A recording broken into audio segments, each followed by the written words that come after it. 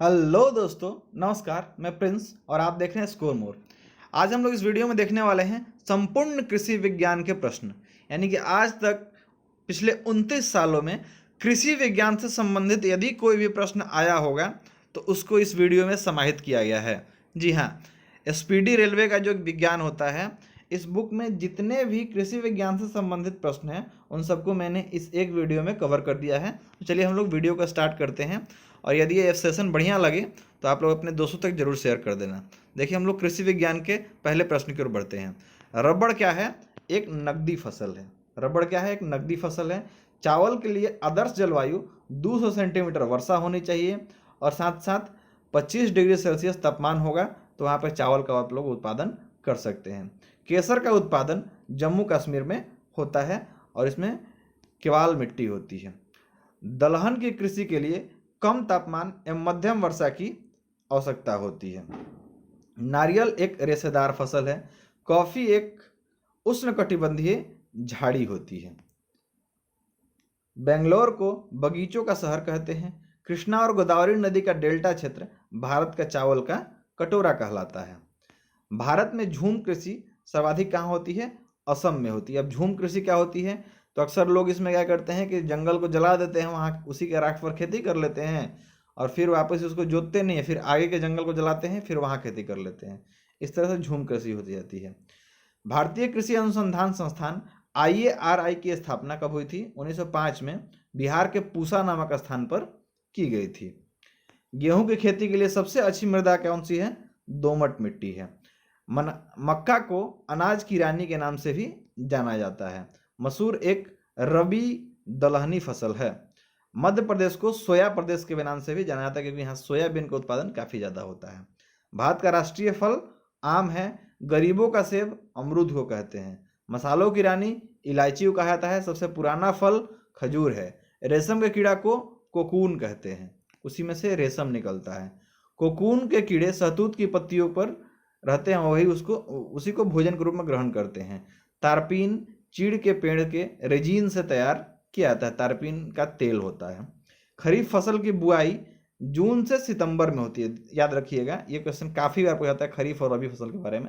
जो खरीफ फसल होती है उसकी बुआई होती है आपकी जून से सितंबर में और कटाई हो जाती है नवंबर से दिसंबर में। और फिर जब दिसंबर में काट देंगे इसको तो उसी समय रबी फसल की बुआई करते हैं। मतलब अक्टूबर नवंबर में, आजकल दिसंबर तक भी पहुंच जा रहा है, तो ये दिसंबर तक रबी फसल की बुआई हो जाती है और उधर जाके मार्च अप्रैल में इसको काट लिया जाता है। बढ़ते हैं आगे। प्रकाश संश्लेषण क्रिया में ऑक्सीजन जल से बाहर आती है। गाजर कैरोटीन के कारण लाल रंग का होता है। भारत में उगाए जाने वाले शीतोष्ण फलों में नाशपाती का स्थान जो है महत्वपूर्ण है। नासिक को अंगूर का बगीचा कहा जाता है। यहाँ पर शराब का सबसे ज़्यादा उत्पादन अंगूर के रसों से किया जाता है। सब्जी तथा फूल वाली फसलों का अध्ययन हॉर्टिकल्चर कहलाता है। धान, मक्का, ज्वार, बाजरा, कपास, मूंगफली, ये सब कौन सी फसलें हैं? सब खरीफ फसलों में आती हैं। गेहूं, चना, जौ, मसूर, मटर, ये सब क्या है? ये सब रबी फसलों के उदाहरण हैं। लहसुन में गंध का कारण एलाइसिन है। मिर्च में लाल रंग का कारण कैप्सेनिथिन है। मसालों का बगीचा केरल को कहा जाता है। बढ़ते हम लोग अगले प्रश्न की ओर। तब तक आप लोग जाके इस वीडियो को अपने दोस्तों तक शेयर करके आ जाओ यार। चलो देखते हैं पहला क्वेश्चन। चावल का कटोरा छत्तीसगढ़ को कहा जाता है। केंद्रीय चावल शोध संस्थान ये कटक में है, लेकिन अंतर्राष्ट्रीय पूछे तो ये चल जाएगा फिलीपींस में, ठीक है, मनीला में। भारतीय कृषि अनुसंधान संस्थान नई दिल्ली में है। भारतीय गन्ना शोध संस्थान ये लखनऊ में मिल जाएगा आपको। केंद्रीय आलू शोध संस्थान ये शिमला में मिलेगा। तंबाकू शोध संस्थान राजमुंदरी में। राष्ट्रीय डेयरी अनुसंधान हरियाणा के करनाल में मिल जाएगा। भारत में कुल राष्ट्रीय आय का 20% कृषि से आता है। यदि आप लोगों को पशुपालन से संबंधित वीडियो चाहिए होगा तो मैंने प्लेलिस्ट में डाल रखा है, जाके आप वहां से चेकआउट कर सकते हैं। कपास की खेती के लिए काली मिट्टी जो है सबसे उपयोगी मिट्टी होती है। काली मिट्टी का स्थानीय नाम रेगूर मिट्टी होता है। टिक्का रोग का संबंध किस फल से है? तो ये मूंगफली से संबंधित होता है। टिक्का रोग, मूंगफली में सबसे ज़्यादा टिक्का रोग होता है। ऑक्सोनोमीटर यंत्र का प्रयोग पौधे की वृद्धि मापने के लिए किया जाता है। यूरिया में 46% क्या होता है? नाइट्रोजन होता है। यूरिया में नाइट्रोजन एमाइड के रूप में प्रयोग होता है।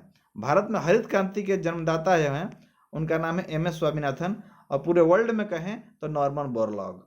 सोयाबीन से सबसे ज़्यादा प्रोटीन पाया जाता है, सबसे कम चना में पाया जाता है। देश के कुल निर्यात में कृषि का योगदान 18% है।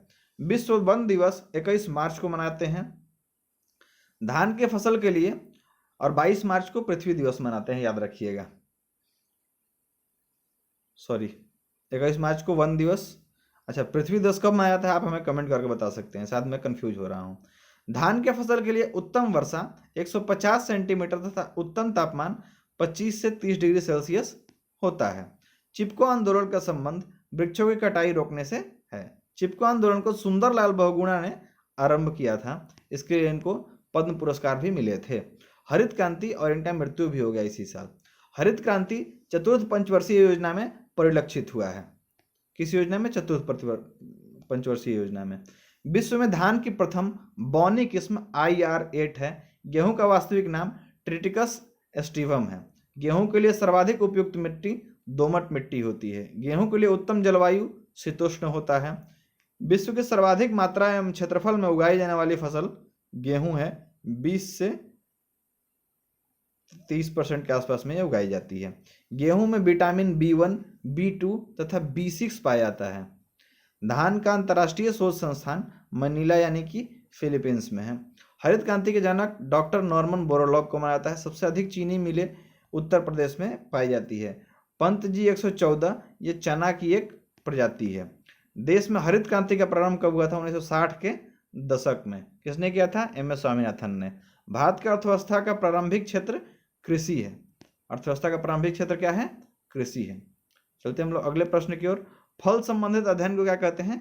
पोमोलॉजी कहते हैं। बौना पौधा उगाने की कला को बोनसाई कहते हैं। सर्वप्रथम ब्रिटिश सरकार ने 1894 में एक वन नीति को अपनाया था। कृत्रिम वर्षा का आधार प्रोपिलीन ऑक्साइड गैस है। रोग ब्लास्ट का संबंध किससे है? धान से है। कृत्रिम रेयॉन सिल्क को कृत्रिम रेयॉन कहते हैं। अल्फांसो आम एक प्रकार का आम है और यह खास करके महाराष्ट्र में पाया जाता है। ये विदेशों में खास करके ब्रिटेन में ज़्यादातर निर्यात किया जाता है इसका। मशरूम एक क्या है? फंजाई है। सिल्क का सबसे बड़ा उत्पादक देश चीन है। सेरीकल्चर रेशम उत्पादन से संबंधित है।